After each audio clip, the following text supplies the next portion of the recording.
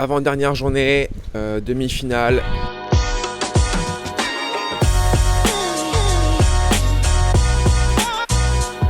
Il pleut. Le match était à 9h sur 3 cours au lieu de 10h sur 2 cours. Ils ont un peu anticipé. Moi j'étais en deuxième rotation, donc vers 10h30. Donc match retardé à 13h pour la première rotation. Là je m'apprête à aller voir le kiné, je ne sais pas s'il est là, mais j'ai besoin de me faire masser. J'ai les jambes encore un peu lourdes. Pour rappel, là je suis en train de faire un UTR à Barcelone. Je vous rappelle un peu ce que c'est qu'un UTR. C'est en fait un circuit parallèle au circuit ATP, au circuit français par exemple. Et ce qui est intéressant dans ce circuit, c'est que en fait il y a 20 joueurs et c'est 4 poules de 5. C'est-à-dire que on fait forcément 4 matchs plus un match de classement. Et si on le gagne, on fait un 6e match. Donc c'est pour ça que c'est intéressant. Bien évidemment, le 20e joueur prend $400 minimum et le vainqueur prend $3600, donc ce qui équivaut à 3000 €, il me semble. Sans déduction de frais, de taxes et de charges. Et puis c'est à Barcelone, c'est sympa. Ce qui est sympa aussi, c'est que vu que moi j'ai des très bons résultats en France, le circuit UTR prend tous tes résultats ATP et français. Donc par exemple ici à Barcelone et aussi en Bulgarie, j'étais numéro 1 à chaque fois des tournois. Parce qu'en France, je bats de très bons joueurs. Je suis devant des joueurs qui sont par exemple 400 à l'ATP.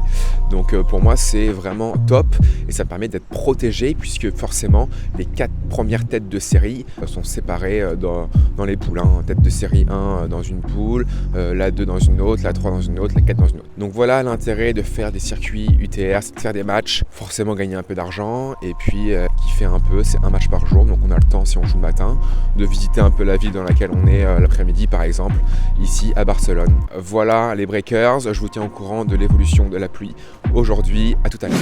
À mon avis, ça ne jouera pas aujourd'hui. Catastrophique. Je viens à Barcelone à un jour de beau temps. Ouais. Donc à mon avis, ça sera 2 matchs demain, même s'ils annoncent encore un peu de pluie. Mais apparemment, il va commencer à 9h demain et sur plusieurs cours et 2 matchs demain. Les breakers, voilà, donc aujourd'hui, repos. Franchement, c'est pas si mal que ça. Étirement et puis let's go pour demain. Me voilà en salle de muscu, je m'étire un petit peu, je me relâche. Il y a mon adversaire de supposé aujourd'hui, mais finalement je pense demain, qui court là-bas. On arrive en même temps, donc c'est bien, on se montre mutuellement qu'on a envie de gagner et qu'on n'est pas là pour rigoler. Ça va être un bon petit challenge demain. C'est un joueur espagnol qui fait que des coups droits. J'ai regardé ses matchs en vidéo sur YouTube là. Franchement, il fait 2 revers par match. C'est affolant comment il se décale. Donc l'objectif sera le même contre un espagnol qui se décale autant, c'est d'envoyer directement mon revers le long de la ligne pour m'ouvrir le revers et lui faire mal sur son revers. C'est un joueur qui a gagné tous ses matchs facilement, en 2 sets, très facilement. Je crois qu'il n'a jamais perdu plus de 4 jeux dans un set, donc ça va être dur. Par contre, il a été au maximum 450 à l'ATP, donc c'est pas un joueur qui a été énormissime. C'est un joueur qui joue très facile promo. Donc promo en France, c'est entre top 30 et top 60. Donc c'est un joueur très bon, donc ça va être dur et je vais essayer de tout faire pour gagner, essayer de trouver des solutions physiques, tactiques pour essayer de battre ce joueur et d'aller en finale contre peut-être Thomas Laurent, le Français avec qui j'étais dans la chambre en Bulgarie, si vous avez regardé les 2 vlogs en Bulgarie.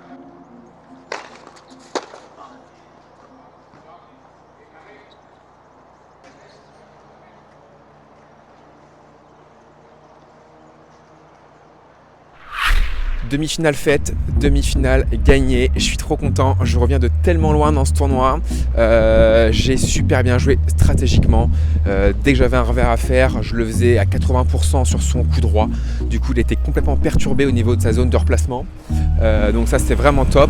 Dès que j'avais un coup droit à faire, je le faisais très souvent sur son coup droit, et ensuite je m'ouvrais le court en revers, donc je pouvais jouer sur son revers qui était son point faible, plus ou moins. Donc super content, je l'ai amené au filet une ou deux fois avec des slices assez courts sur son revers, et puis voilà, sinon je tenais bien l'échange et voilà, je l'ai bien embêté, ça c'était vraiment top.